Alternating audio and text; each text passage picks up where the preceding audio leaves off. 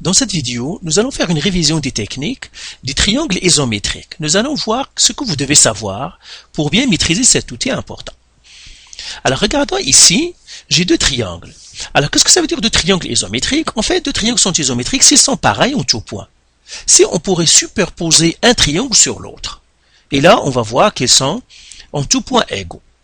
Mais parfois, et dans la majorité des cas, on n'a pas ce loisir et puis cette facilité de superposer deux triangles. Ça pourrait être par exemple deux terrains qui sont éloignés l'un de l'autre, qui ont des formes triangulaires et on veut s'assurer qu'ils ont par exemple la même superficie et qu'ils sont identiques en tout point. C'est pour cela qu'on cherche quelles sont les mesures minimales, c'est-à-dire le plus petit nombre de mesures que je peux faire pour m'assurer que deux triangles sont isométriques, qu'ils sont pareils. Eh bien, les mathématiciens, ils ont trouvé que la première condition minimale, c'est ce qu'on appelle côté, côté, côté, ou bien CCC. Ça veut dire quoi? Ça veut dire si on pourrait s'assurer, par exemple, que ce côté-là est 5, et que je peux mesurer celui-là ici, et que je trouve aussi 5, que je mesure ce côté, et que je trouve 4, et que si je peux mesurer aussi ce côté-là, et que je trouve 4, et que si je mesure ce côté, et que je trouve 6, la même chose que lui, si je le mesure, je trouve 6. Eh bien, les mathématiciens me disent, eh bien, si tu pourrais avoir les côtés qui sont égaux, eh bien, on est sûr que les triangles sont isométriques. Et en plus, ce sont des mesures minimales. Alors, les côtés qui sont isométriques, on les appelle côtés homologues. Homologues. Les angles aussi qui correspondent, on les appelle aussi angles homologues. Donc, homologue, c'est un mot que vous devez connaître. C'est tout simplement, ça veut dire que les côtés qui correspondent sont homologues. Et dans des triangles isométriques, les côtés qui correspondent sont égaux et les angles qui correspondent sont égaux. Parfois, on ne peut pas mesurer tous les côtés. C'est pour cela qu'on cherche, est-ce qu'il y a d'autres conditions minimales pour lesquelles on pourrait s'assurer que les triangles sont isométriques? Eh bien, l'autre condition isométrique, c'est ce qu'on appelle CAC. CAC. Tout simplement, ça veut dire quoi? Si je peux m'assurer que les côtés, angles, côtés sont isométriques. Disons, par exemple, je peux mesurer un angle, ici. Disons, celui-là, c'est 30 degrés. Et qui est égal à cet angle-là, 30 degrés. Je peux mesurer ce côté, par exemple, je trouve 5. Lui, je trouve 5. Et je peux mesurer ce côté-là, je peux trouver 6. Et si je mesure ce côté-là, je trouve 6. Et bien, même si je n'ai pas mesuré le côté AC, ni le côté EG, et que je peux mesurer les deux angles ici, qui sont entre les deux côtés, eh bien, je peux dire que les triangles sont isométriques par CAC. Ça veut dire côté, angle, côté. La même chose. Côté, angle, côté. Mais assurez-vous que l'angle est entre les côtés. Il y a une troisième condition, si on ne peut pas mesurer deux côtés, mais on peut mesurer un seul et des angles, les angles sont en général plus simples à mesurer, eh bien, il y a une troisième, c'est ce qu'on appelle ACA. Si je peux mesurer deux angles et le côté entre ces deux angles, par exemple, disons que j'ai mesuré cet angle-là, j'ai trouvé 30, j'ai mesuré cet angle-là, j'ai trouvé par exemple 70, j'ai mesuré ce côté, j'ai trouvé 6, la même chose, j'ai mesuré cet angle, j'ai pu trouver que c'est 30 dans notre terrain.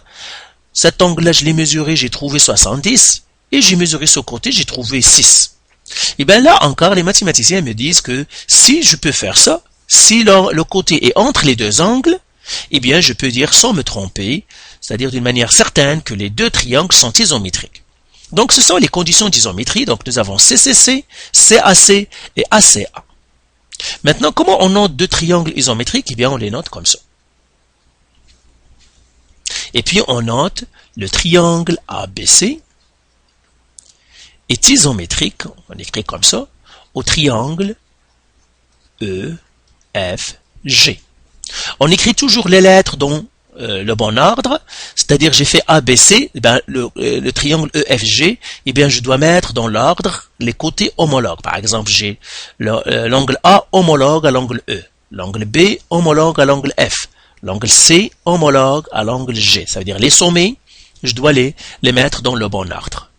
Alors, dans deux triangles isométriques, eh bien, les côtés sont les mêmes et les angles homologues aussi sont pareils. Donc voilà, ça c'est pour les triangles isométriques. Autre chose que vous devez maîtriser pour faire bien vos exercices dans les triangles isométriques, eh bien, il faut savoir les relations entre les angles. Donc vous avez vu que parfois on va vous donner des triangles et puis vous devez vous assurer que les angles sont les mêmes pour que vous appliquiez l'une des règles, par exemple CAC ou bien ACA. Donc c'est pour ça que vous devez maîtriser les relations entre les angles.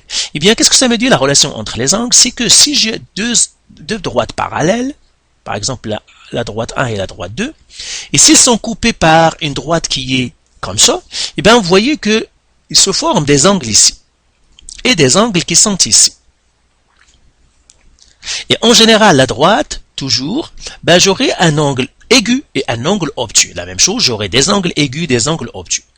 Eh bien, si les droites sont parallèles, eh bien les angles aigus sont pareils, ont la même mesure, sont isométriques, et les angles aigus, les angles obtus sont isométriques. Donnons des noms à ces angles, disons j'appelle ça c'est 1, ça c'est 2, ça c'est 3, ça c'est 4, ça c'est 5, 6, 7, 8.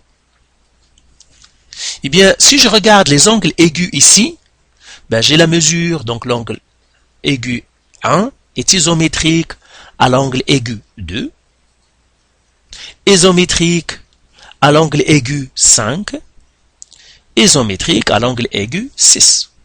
Donc tous les angles aigus, que ce soit dans ce cercle-là ou dans ce point-là, dans ces deux points-là, ben les angles aigus sont pareils. La même chose que pour les angles obtus.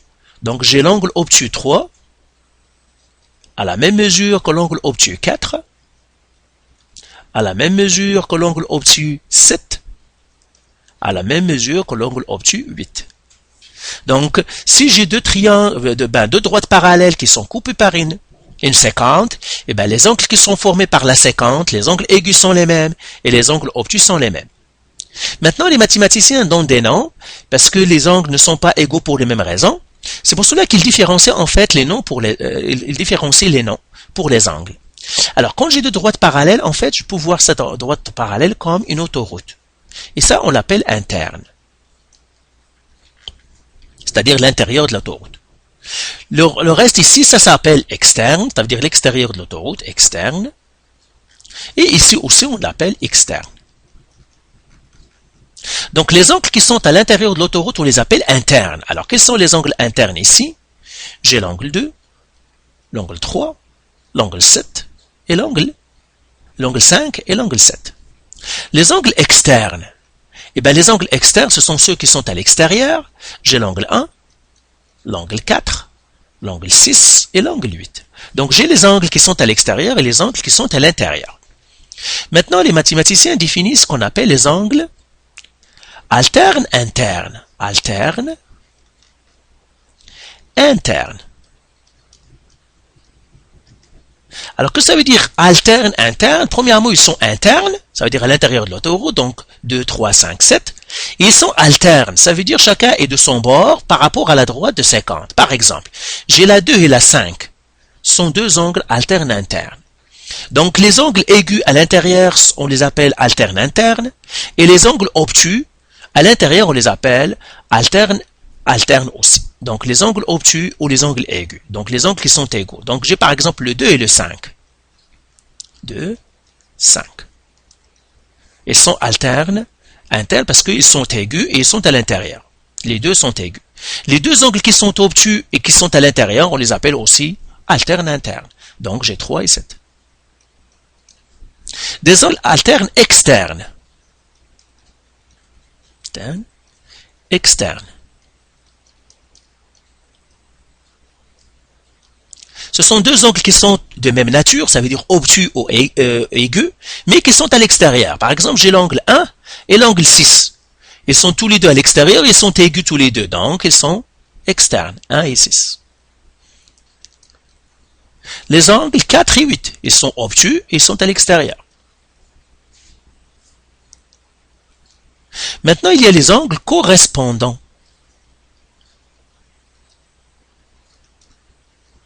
Alors, les angles correspondants, ce sont des angles, il y a un à l'intérieur, un à l'extérieur, et qui sont de même nature. Ça veut dire soit qu'ils sont tous les deux aigus ou tous les deux obtus. Donc, j'ai par exemple le 1 et le 5. Le 5 est à l'intérieur, le 1 est à l'extérieur, donc ils sont aigus, donc ils sont correspondants. Donc, j'ai 1 et 5.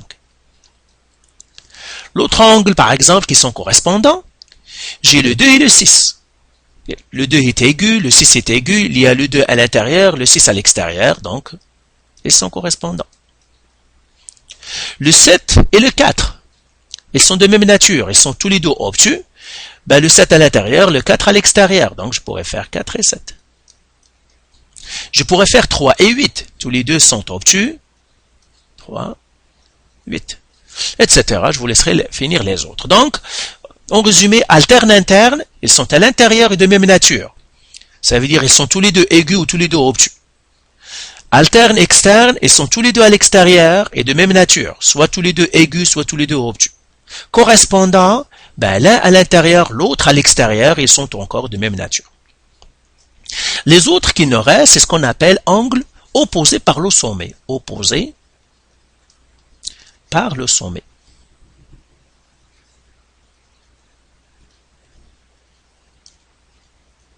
Alors, opposés par le sommet, c'est comme par exemple j'ai 1 et 2.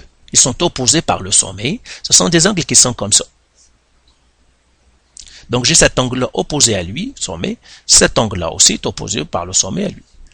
Donc dans ce cas-là, j'ai le 1 et le 2 sont opposés par le sommet. Donc je mettrai ici 1, 2. 3 et 4 sont opposés par le sommet. 5 et 6 sont opposés par le sommet. 7 et 8 sont opposés par le sommet. Dernière chose que vous devez savoir, les angles alternes internes sont toujours pareils, sont toujours isométriques, les angles alternes externes sont toujours isométriques, les angles correspondants sont toujours isométriques, et les angles opposés par le sommet sont toujours isométriques. Mais il ne faut jamais oublier une condition importante, les droites doivent être parallèles. Si les droites ne sont pas parallèles, oubliez tout ce qu'on a raconté depuis tout à l'heure. Donc toujours assurez-vous que les droites sont parallèles avant d'utiliser les angles alternes internes, alternes externes et correspondants. Donc voilà pour cette révision. Donc faites les exercices du site. On va corriger des exercices pour appliquer ces choses-là, mais vous devez maîtriser ces techniques-là avant que vous ne puissiez aborder des exercices un peu plus complexes. Donc vous pouvez, si vous avez de la misère encore, vous pouvez nous contacter.